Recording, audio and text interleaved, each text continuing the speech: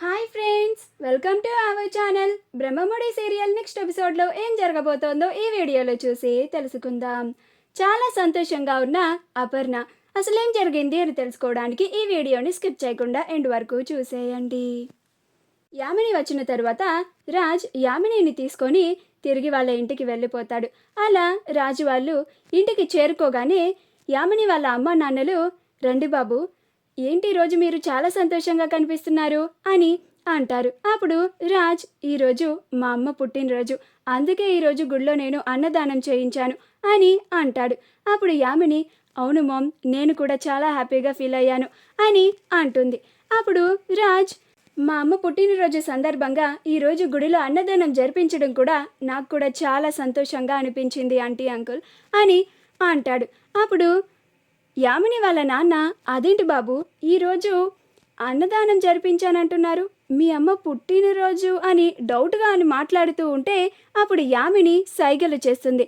అప్పుడు యామిని వాళ్ళ నాన్న, అవును కదా బాబు, మరి మీ అమ్మ పుట్టినరోజు అని మీకెలా తెలుసు అని అంటాడు. అప్పుడు రాజ్, వాళ్ళ సమాధుల మీద చూశాను అంకుల్ అని అంటాడు.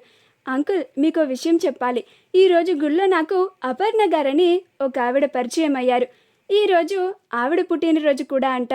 ఈరోజు మా అమ్మ పుట్టినరోజు సందర్భంగా నేను అన్నదానం జరిపించాను కదా, ఆవిడ నా కన్న తల్లిలాగా అనిపించారు. అందుకే ఈరోజు ఆవిడ పుట్టినరోజు కూడా కాబట్టి ఆవిడ చేత నేను గుళ్ళో కేక్ కూడా కట్ చేయించాను అని అంటాడు. అప్పుడు వైదేహి, యామిని వాళ్ళ నాన్నలు ఇద్దరు చాలా హ్యాపీగా ఫీల్ అవుతూ ఉంటారు. చాలా మంచి పని చేశారు బాబు అని అంటూ ఉంటారు. అప్పుడు రాజ్ ఇంకక్కడి నుంచి వెళ్ళిపోతాడు. రాజ్ వెళ్ళిపోయిన తర్వాత యామిని వాళ్ళ అమ్మ, అదేంటి బేబీ, అపర్ణ అని అంటున్నాడు, ఎవరావిడ అని అంటుంది. అప్పుడు యామిని రాజ్ కన్న తల్లి అని చెప్తుంది. ఆ మాట వినగానే యామిని వాళ్ళ అమ్మ నాన్నలు ఇద్దరు ఆశ్చర్యపోతారు. అదేంటి బేబీ, కరెక్ట్గా రాజ్ గుడికి వెళ్ళే టైంకే ఆవిడ కూడా అదే గుడికి రావాలా, పైగా అల్లుడు గారికి కనిపించి మరీ ఇలాగా వాళ్ళిద్దరూ మాట్లాడుకోవడం ఏంటి, వాళ్ళ వల్ల మనకేమన్నా ప్రమాదం జరుగుతుందేమో బేబీ అని అంటుంది. అప్పుడు యామిని, అందుకనే కదా మామ్, నేను వాళ్ళకి వస్తూ ఒక జలకిచ్చి వచ్చాను అని అంటుంది. అప్పుడు వైదేహి, ఏమంటున్నావు బేబీ, నాకేం అర్థం కాలేదు అని అంటుంది. అప్పుడు యామిని, రాజ్కి కన్న తల్లి అని ఆవిడ బావకి అసలు నిజం చెప్పలేదు, ఆవిడ సైలెంట్గానే ఉంది. నేను వచ్చేటప్పుడు బావకి నాకు త్వరలో పెళ్లి కాబోతోంది అని ఆవిడకి చెప్పి ఆవిడ దగ్గర ఆశీర్వాదం తీసుకొని కూడా వచ్చాం అని అంటుంది.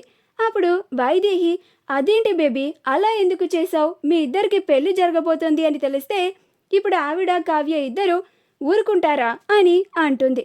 అప్పుడు యామిని, వాళ్ళు ఊరుకోకపోతే వాళ్ళు ఊరుకునేలాగా చేయడానికి నేనున్నాను కదా మామ్, నువ్వు కంగారు పడుకు అని అంటుంది.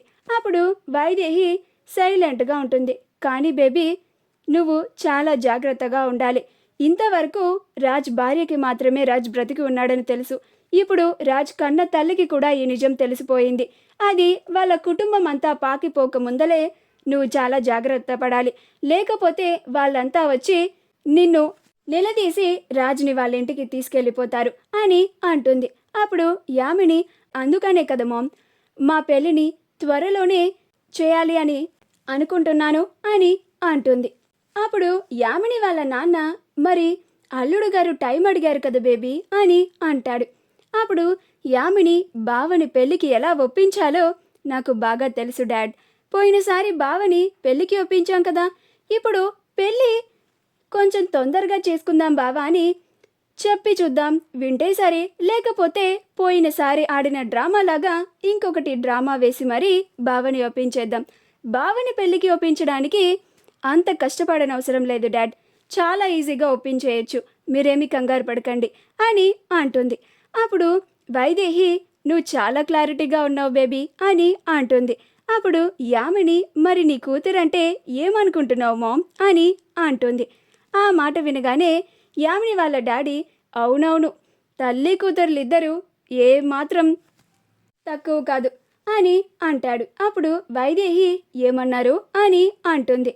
అప్పుడు యామిని వాళ్ళ డాడీ, ఏం లేదు అని అంటాడు. ఆ తర్వాత యామిని అక్కడి నుంచి వెళ్ళిపోయి వాళ్ళ పెళ్లి పనులు ఎప్పుడు స్టార్ట్ చేయాలా, ముందు రాజ్ని ఏ రకంగా ఒప్పించాలా అని ఆలోచిస్తూ ఉంటుంది. అపర్ణ వాళ్ళ ఇంటికి వెళ్ళిన తర్వాత చాలా సంతోషంగా ఉంటుంది. అలా అపర్ణ చాలా సంతోషంగా తిరిగి ఇంటికి రావడం చూసి ఇంట్లో కుటుంబ సభ్యులందరూ చాలా సంతోషపడుతూ ఉంటారు. ధాన్యలక్ష్మి ప్రకాశంతో, చూసారా అండి, అక్క ఈరోజు చాలా సంతోషంగా ఉంది కదా, అక్కని ఇలా చూస్తూ ఉంటే నాకు చాలా సంతోషంగా అనిపిస్తుందండి.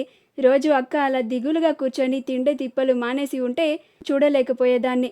ఇప్పుడు అక్క ఇలా సంతోషంగా ఉంటే చాలా బాగుందండి అని అంటుంది. అప్పుడు ప్రకాశం కూడా అవును ధాన్యం అని అంటాడు. కానీ రుద్రాణి రాహుల్ ఇద్దరు అపర్ణ ఎందుకు అంత సంతోషంగా ఉంది అని చూసి ఆశ్చర్యపోతారు.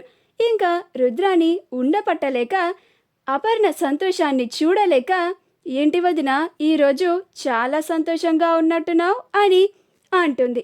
అప్పుడు కావ్య, మా అత్తయ్య గారి పుట్టినరోజు కదా, అందుకే ఆవిడ సంతోషంగా ఉన్నారు, చూసి ఓర్వలేకపోతున్నారు రుద్రాణి గారు అని అంటుంది.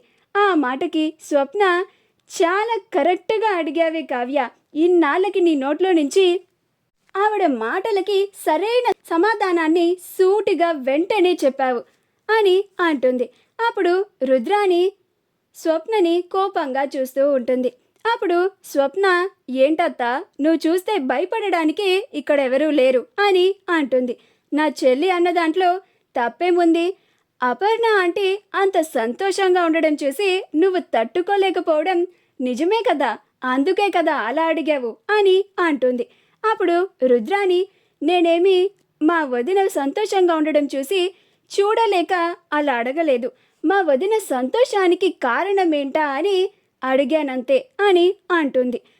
అప్పుడు అపర్ణ, కావ్య చెప్పింది కదా రుద్రాణి, ఈరోజు నా పుట్టినరోజు కాబట్టి నేను సంతోషంగా ఉన్నాను అని అంటుంది.